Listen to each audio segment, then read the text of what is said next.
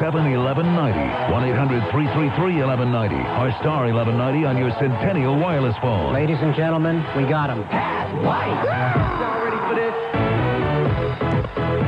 One of the things that I always look forward to is what we now around here commonly refer to as Tasty Thursday.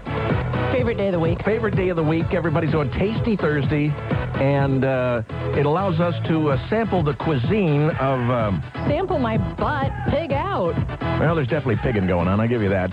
Enjoy the cuisine of our friends from the Halls family, and today we got something kind of interesting today. Retro is always cool. Retro is always a cool thing. I mean, the latest things right now, you figure out baseball stadiums going retro, football stadiums retro. The look is going retro. So today, thanks to Craig Kaylor who came in, we have gone food retro. Have we not? Yes, we certainly have. And I haven't had one of these in a while, but What? You haven't? Not in a while, no. I mean, I haven't had one for a while either. I think it's been a whole week. Used to, have them a lot. But Craig, today you brought in the original burger. But yes, I did. It's the original double-decker Halls Big Buster Burger, one of the mainstays going back 50 years. The Big With Buster onion rings. with an onion and a pan full of onion rings, which, by the way, were very good. Could life get any better? I mean, don't think so we're all sitting around here eating. Everybody knew what it was. They would walk in the room and go, "Oh, I know what that is." I mean, it's kind of like it's been a staple of this town for a long time. Absolutely. And strawberry pie for dessert. Oh, yeah, and the strawberry pie that you also brought for dessert, too. I mean, it's just the standard things you get over there, and a lot of people don't think about that, but when a hamburger like that goes back so many years, it's historic. Well, the company started back in 1946, and that was one of the original mainstays out at the original drive-in, and it grew from there. And we were laughing that the supper club guys are bringing in all their fancy treats, but if it wasn't for that original Big Buster Burger and onion rings, that would have never came to be. We were talking a little bit. You showed me a photo that was taken from the late 1940s, and there was kind of basically what amounts to as an aerial photo of the original restaurant from even before the days of buzzing halls. Because the Let's Go Buzz Halls was, that back in the 60s. But you brought this thing in from the late 1940s, and what I find out is really interesting is that aside from the fact the original halls, the building next door was what apparently, as near as we can guess, was the very first drive-in restaurant in the United States. Yes, at least with the drive-up window. They had that format where you could pull up in a car in a little building about 100 feet before the building, submit your order on the telephone, pick up your dinner. Yep. A telephone. Yep. So you pick up the phone, I guess they would have a menu board or something else so you could see what it was. But you told me something really incredible about that. All right, you pull up, you pick up the phone, you order the stuff, and then you pull up to the window and you get your food, but it was really different the way it was served. Right. The server would hand your complete meal out for your family to you in the car, complete with china, silverware, glasses, and then you could drive around the back of the parking lot, and they had picnic tables and stuff set up. You could either dine in or sit at the picnic table and then turn your dishes in when you left. They served you the food on china? Yes. And then you just pull around to the back and find a parking space and go sit under one of the little awning things around there, and you can sit there and eat.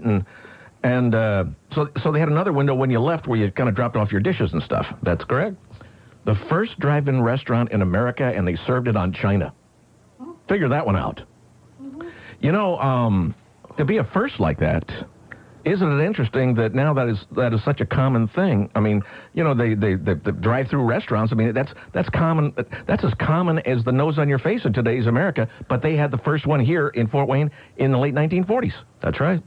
I mean, that's sort of an interesting little record that we have. What prompted them to come up with the idea to do something like that in the first place? Well, Don Hall was very innovative, and he had bought approximately 40 acres of swampland out there where Quimby Village is now, and he had built that up and had some concepts to start the drive-in restaurant, and a partner at the time named Les Price worked with him to come up with the adjacent building next door, and they went into the drive-in restaurant business full bore. Too bad he didn't patent the concept. Yeah, sure is.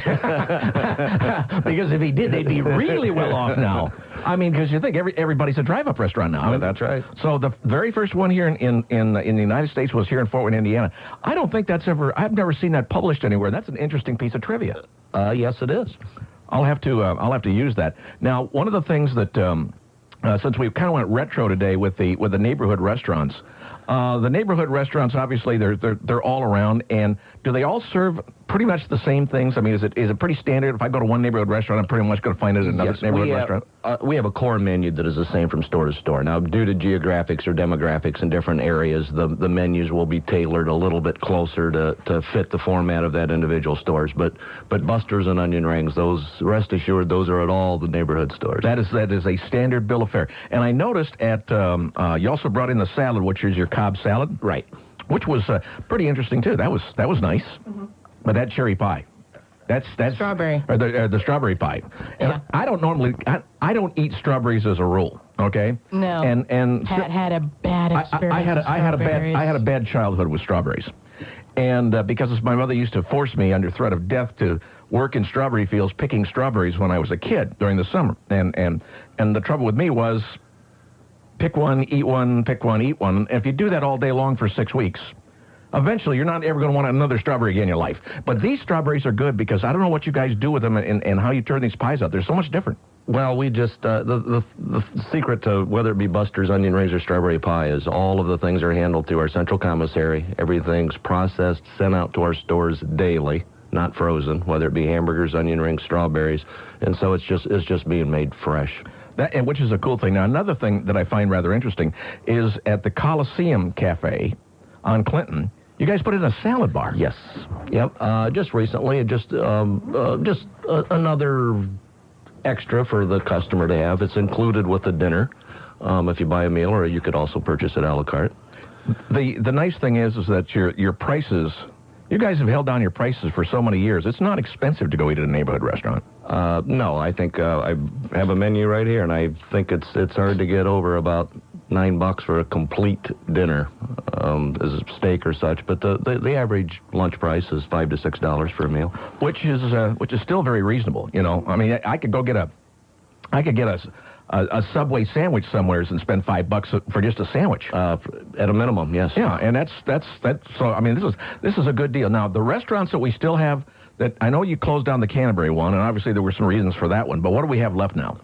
We have still have them all around the areas of town. We have the Hollywood North Drive-In at 3 in the Bypass, the Coliseum Cafe on North Clinton, the Hall's Commissary Restaurant at New Haven, the Prime Rib across from Parkview Hospital on State Street, and then the original Drive-In, which is out there on the Bluffton Road.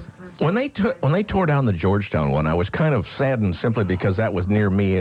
And has there been any discussions about building anything out there in the Northeast area, to your knowledge? We're always looking. We're always interested in new opportunities. At this juncture in time, we don't have a specific drawing, plan for one, but we certainly hope to do that in the future. Well, all I can tell you is the Busters are just something. And by the way, you've got one of the restaurants is now open 24 hours a day. Yes, that's the Hollywood Drive-In out at 3 in the Bypass, next to the Roller Dome. And so if you get the munchies, that's very handy after hockey games. Yeah, if you get the munchies or something like that late at night, pull right in there and have at it and enjoy it. Well, Craig, I want to thank you for bringing in the goodies. It has been a wonderful, tasty Thursday again. Going retro this time was very, very cool, and it was so neat to do that, and we really enjoyed it. And great burgers, great fries, or great onion rings, and the salad, the pies.